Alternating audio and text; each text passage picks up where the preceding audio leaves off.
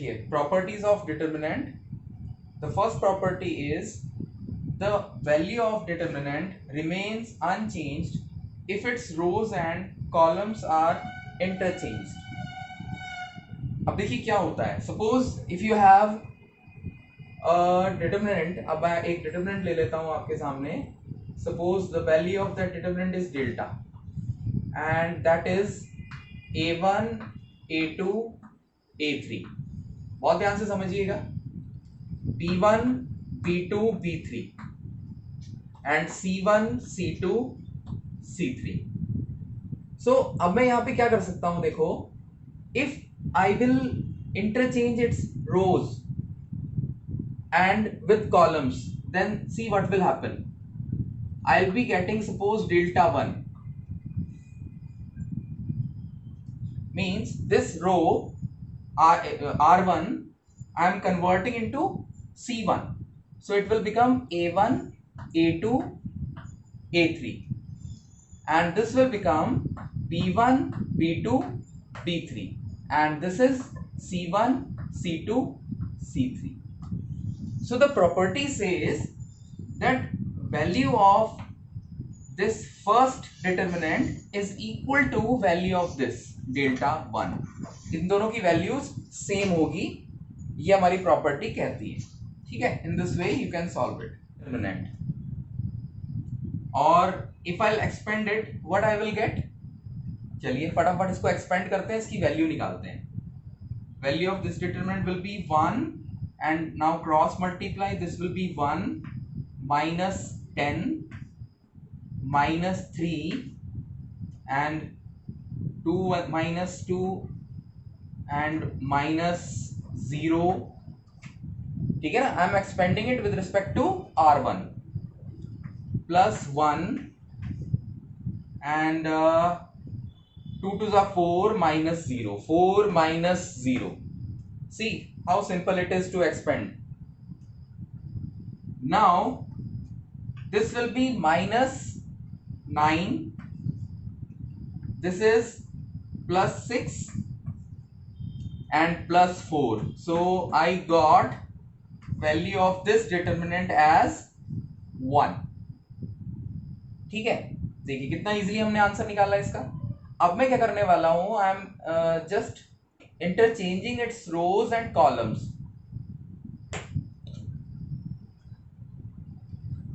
Rows, column. Interchange करने पर जो हमारे पास मैट्रिक्स आएगा वो क्या आएगा. देखो इसकी वैल्यू तो हमें पता लग गई है, दैट इज 1. ठीक. तो जब हम इसके रोज और कॉलम को चेंज करेंगे, इंटरचेंज करेंगे, तो what will be the value of this determinant. ये डिटर्मिनेंट कैसा दिखाई देगा. 1 3 1 and 2 minus 1 2 minus 1 5 and 0 2 minus 1 0 2 minus 1. देखिए what I have done, I have interchanged rows with column. ठीक है. तो now expand this again. तो देखिए इसकी वैल्यू क्या आएगी. 1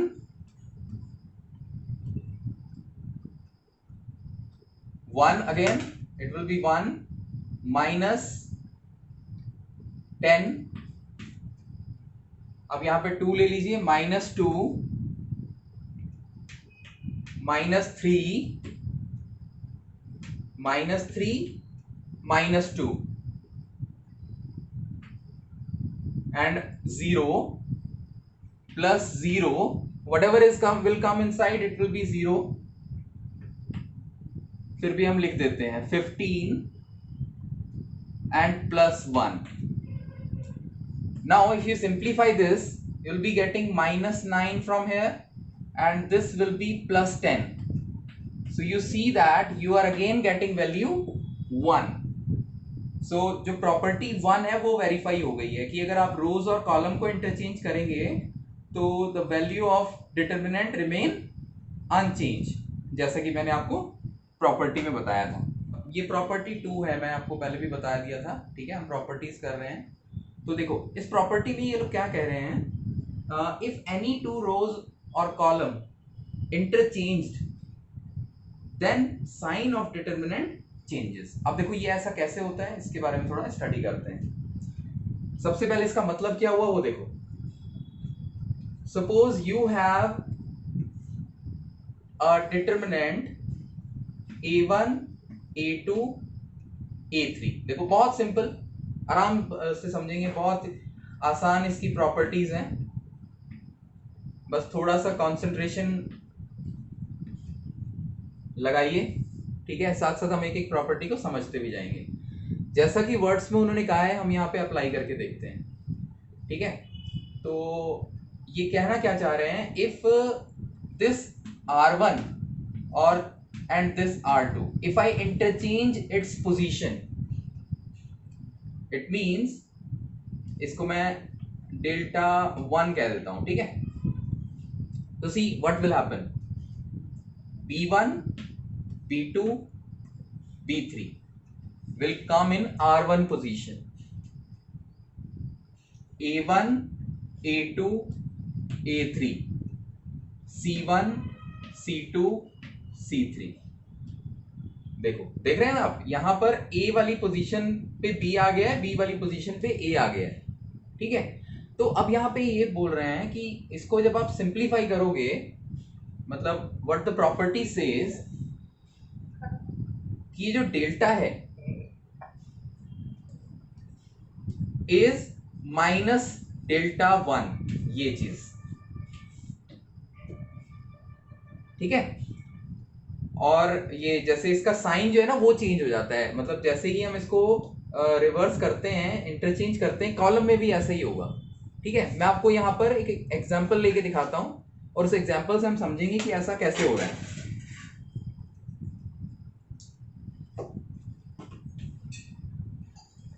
क्योंकि इससे तो केवल हमारे पास एक कॉन्सेप्ट आ रहा है, ठीक है। कॉन्सेप्ट को बिल्ड करने के लिए हमारे पास रियल प्रूफ होने चाहिए, वो प्रूफ मैं आपको दिखाने वाला हूँ। फिलहाल बस आप इसको समझिए कि ये हो क्या रहा है। यहां पर हमने क्या किया, एक बार मैं और रिपीट कर रहा हूं। जब R1 को R2 से रिप्लेस कर दिया, तो जो सपोज करो इस डिटर्मिनेंट की वैल्यू डेल्टा है, इस डिटर्मिनेंट की वैल्यू जो है वो डेल्टा है, ठीक। और जब मैंने इसकी रोज और कॉलम को, मतलब R1 को R2 से इंटरचेंज कर दिया, तो मेरे पास डेल्टा 1 एक अलग वैल्यू आई है, ठीक है। बट एक्चुअली में वो अलग वैल्यू नहीं है, वो है क्या, वो उसी का नेगेटिव वर्जन आ गया है, यानी कि डेल्टा जो है वो माइनस डेल्टा 1 के इक्वल होगा। इसमें नंबर्स में अगर मैं आपको बताऊं, सपोज डेल्टा की वैल्यू जो आई है वो आई है आपकी 5, ठीक। तो डेल्टा 1 की जो वैल्यू होगी वो -5 होगी। या अगर मैं कहूं डेल्टा की वैल्यू -19 आई है सपोज, तो डेल्टा 1 की वैल्यू क्या होगी, +19 होगी। अब ये चीज मैं आपको वेरीफाई करके दिखाने वाला हूं एक एग्जांपल लेके, ठीक है। चलिए इसकी वैल्यू फाइंड करते हैं फटाफट से। What value we are getting, 2, पहले 2 लिखते हैं, then hide rows and column with respect to this, 100 -6 minus, already -3 है तो ये प्लस का 3 हो जाएगा, एंड 0 +2, क्योंकि -2 आ रहा है ना तो +2 हो जाएगा, and 5 0 +1। Okay, now simplify this. What you will get, -12 6 5. So after simplifying this, we got value -1, 6 5 11 और -12, so we got -1 as value। अच्छा, अब हम क्या करने वाले हैं, R1 को इंटरचेंज करो R2 से, so new determinant will be, how it will look, देखो 0 1 2 2 -3 5 -1 3 0, ठीक है। और अगर मैं इसको बिना सॉल्व करे इसकी वैल्यू बताऊं तो इसकी वैल्यू होगी +1, लेकिन क्योंकि वेरीफाई करने हम यहां पर आए हैं ना, तो हम इसको वेरीफाई करते हैं। देखो क्या आएगा, 0 पहले तो, -3 ये 0 हो गया, -15 -1 0 +5 एंड 2, और ये हो जाएगा 6 -3, 6 -3 यानी कि 3, सो -5 +6 यानी कि +1। देख पा रहे होंगे साइन चेंज हो गया, value of determinant changes.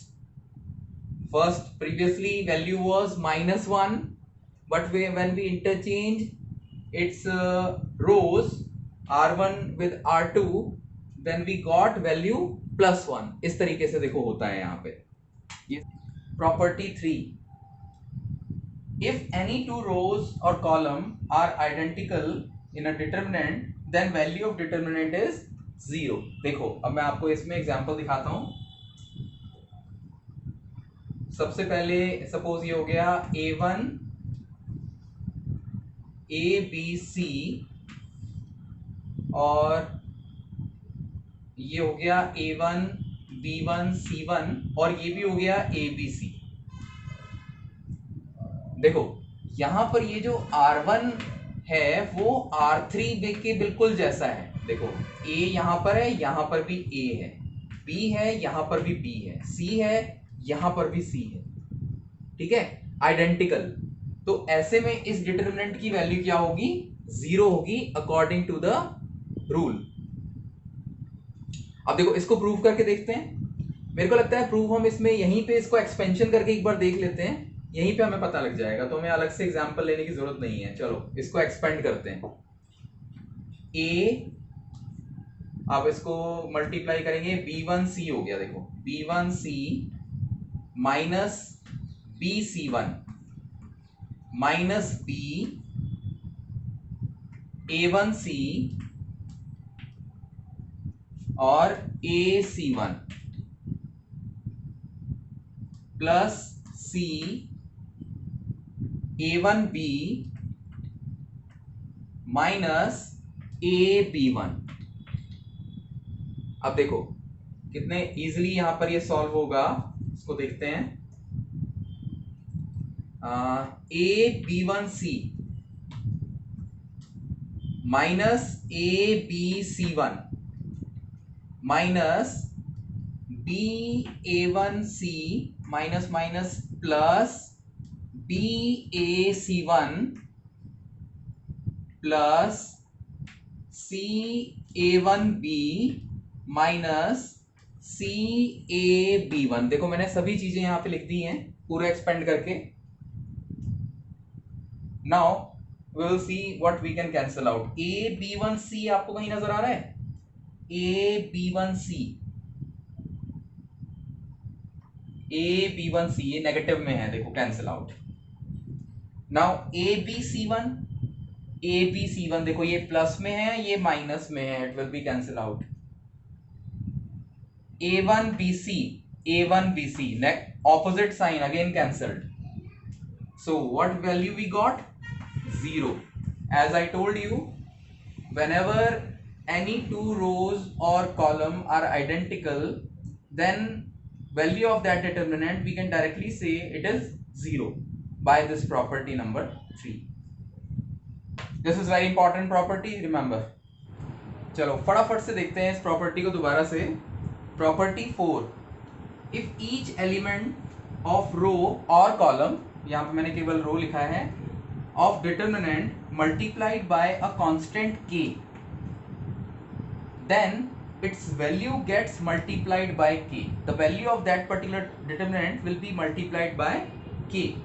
Example मैंने यहाँ पे लिखा है एक, सपोज डेल्टा है हमारे पास ये एक determinant a1 a2 a3 b1 b2 b3 c1 c1 c1 c2 c3, और मैंने यहाँ पर r1 में मल्टीप्लाई कर दी है k की, यानी k r1, ठीक है। तो हुआ क्या, जो एलिमेंट बन जाएंगे के a1 के a2 के a3, तो जो इसकी फाइनल वैल्यू होगी ना डिटर्मिनेंट की, वो हो जाएगी के डेल्टा 1। मतलब आपको फाइंड करने की जरूरत नहीं है, if you know the value of this you just multiplied that by k, you will get the value of that determinant by just multiplying k. चलिए इसमें फटाफट से एग्जांपल लेते हैं एक। वैसे तो हम इसको भी डायरेक्टली देख सकते हैं, लेकिन उसको थोड़ा कैलकुलेट करने में थोड़ा समय लग जाएगा। चलो कोई बात नहीं, हम एक एग्जांपल लेके देखते हैं।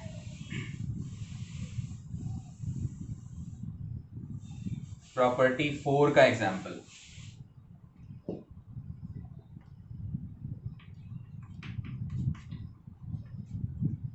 चलिए फटाफट से कोई एक एग्जांपल ले लेते हैं। सपोज एक डिटर्मिनेंट है आपके पास 2 5 1 0 1 3 2 0 1। This is the determinant and you will find the value of this determinant। इसको हम ऐसे लिख लेते हैं, चलो determinant a। now what is the value of this determinant? we know how to expand it। 2 1 minus 3 यानी कि 1 minus 5, ये हो जाएगा 0 minus 6 यानी कि -6 plus 1 0 minus 2 यानी कि -2 only। now if you simplify this, what you will get? 2 plus 30 minus 2, so the value of this will be 30। so simple to find। now what I am doing, I am multiplying r1 with 5। what new determinant will be? 5 2s are 10, 5 5s are 25, 5 1s are 5, 0 1 3 2 0 1। now see what will happen, very simple to expand this also। 1 minus 3 minus 25, 0 minus 6 and 5, 0 minus 2। if you simplify this, what you will get? minus 30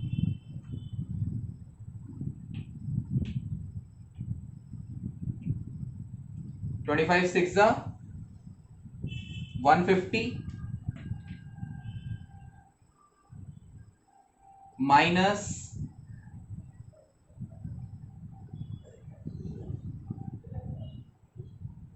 10।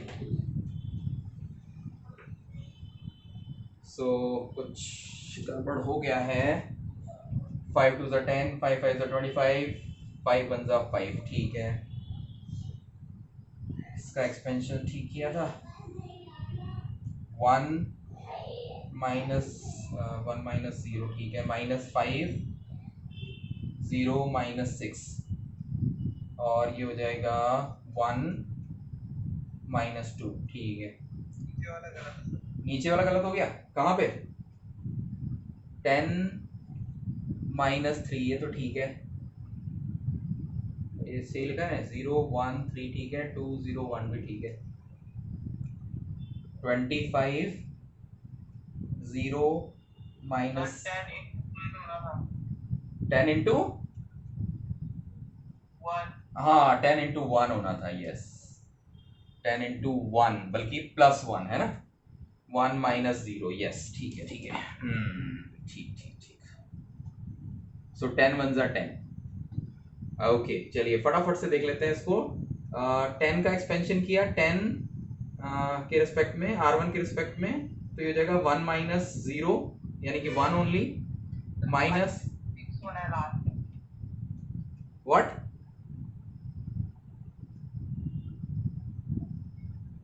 अच्छा सुनिएगा जरा फटाफट से। 10 ये R1 के respect में फिर से एक्सपेंशन किया 10 और ये 1 माइनस 0 माइनस 25 इंटू माइनस 6, ठीक है, 5 इंटू माइनस 2 बिल्कुल ठीक है, ये होगा 10 150 और माइनस 10, ठीक है, ये कैंसिल हो गया, so that we have got 150, ठीक है। और देखो हमने किया क्या, अब देखो प्रॉपर्टी कहां पर यूज हो रही है, we got value of this is 30, if we multiply here with 5 we will get 150 directly, और यहां पर भी हमारे पास वैल्यू आ गई है 150 when we multiplied this R1 with 30, sorry 5, when we multiplied this R1 with 5 we got 150, और अगर हम कॉमन लेके अगर हम करते तो भी 150 तो भी हमारे पास वैल्यू 30 आती, और उसको फिर हम 5 से मल्टीप्लाई कर देते। तो मतलब आपको क्लियर हुआ होगा थोड़ा सा इसमें आइडिया कि 5 टाइम्स हो जाती है वैल्यू जो है। ओके ठीक है बच्चों, तो आज प्रॉपर्टी 4 तक ही करेंगे और जूम वैसे भी बंद करने वाला है हमारी क्लास। अच्छा अब एक ये वाला एग्जांपल समझिएगा, इसमें हम एक साथ प्रॉपर्टी 3 और प्रॉपर्टी 4 को यूज करना आपको दिखाएंगे। देखिए कितना इजी एग्जांपल है, इवेलुएट 20 15 10 10 12 8 4 3 2, इसको इवेलुएट करिए, ठीक है। अब देखिए एक तो मेथड वही है हम जो नॉर्मल तरीके से एक्सपेंड करते हैं, वैसे भी आप कर सकते हैं, लेकिन अब प्रॉपर्टी को यूज करके, मान लीजिए क्वेश्चन में बोला गया कि प्रॉपर्टी को यूज करके सॉल्व करना है, तो आपको प्रॉपर्टी को यूज करना ही पड़ेगा। तो देखिए how to solve it, first of all we can take 5 common from here due to property 4, है ना। सो 5 हमने कॉमन लिया, तो देखिए क्या आएगा यहाँ पर, ये हो गया 4 3 और 2, 10 12 8, 4 3 और 2 कॉमन, तो आप यहाँ से 2 भी ले सकते थे बट उसका कोई रिक्वायरमेंट नहीं है, इससे काम हमारा बन जाएगा। अगर आप देखें अब यहाँ पर ये जो 4 3 2 यानी कि R3 और R1 ये दोनों आइडेंटिकल हैं, तो ऐसे में इसकी वैल्यू कितनी होगी डिटर्मिनेंट की, 0, so value of this given determinant is 0 by the property 3 and 4, इसका यूज करेंगे। Thank you very much.